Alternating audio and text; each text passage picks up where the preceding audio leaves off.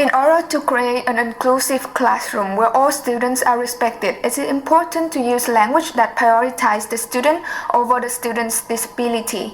For instance, it is better to say the student who has a disability rather than the disabled student, because it places the importance on the student rather than on the fact that the student has a disability. Disabilities can be temporary, such as a broken arm, relapsing and remitting, or long term. The main categories of disability are physical, sensory, psychiatric, neurological, cognitive, and intellectual. A student's disclosure of a disability is always voluntary. Most of the time, students with disabilities may feel nervous about disclosing sensitive medical information to an instructor. Often, students must combat negative stereotypes about their disabilities held by others and even themselves. However, students with learning disabilities are no less able than any other students. They simply receive, process, store, and respond to information differently.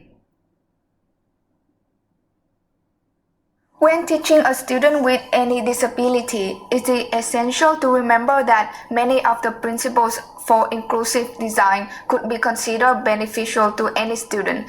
The idea of universal design is the method of designing course materials, content, and instruction to benefit all learners and accessible to everyone regardless of ability.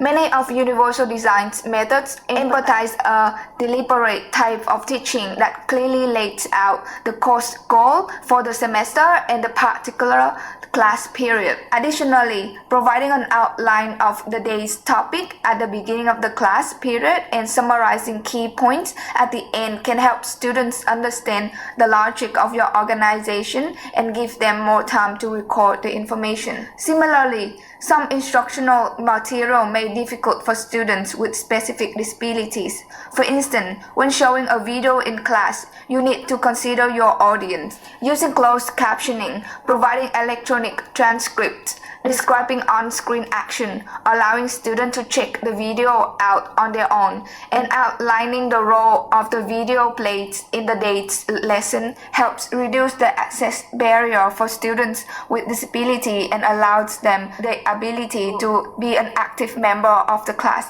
Additionally, it will enable other students the opportunity to engage with the material in multiple ways as needed.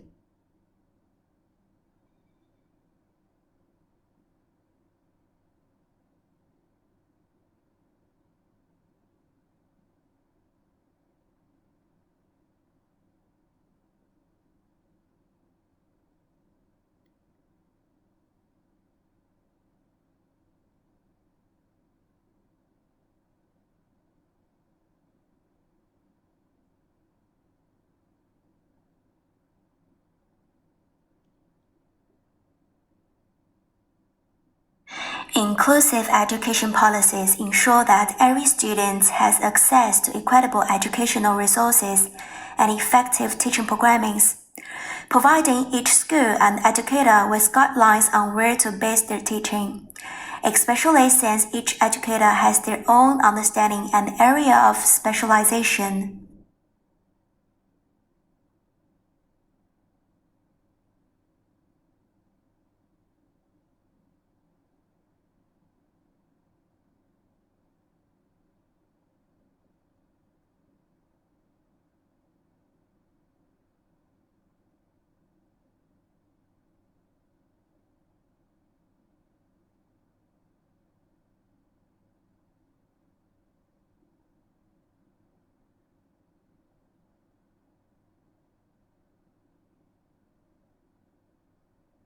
The aim of the review was to test if the standards are effective in supporting students with disability to access and participate in education on the same basis as students without disability, and whether any improvements to the standards should be made. The Australia government will work closely with state and territory governments and education authorities to implement the recommendations, Changes will be made with help and advice from people with disability and educators. This will include an Aboriginal and Torres Strait Islander people with disability. And also, the government has committed to publicly reporting each year on progress against implementing the review's recommendations.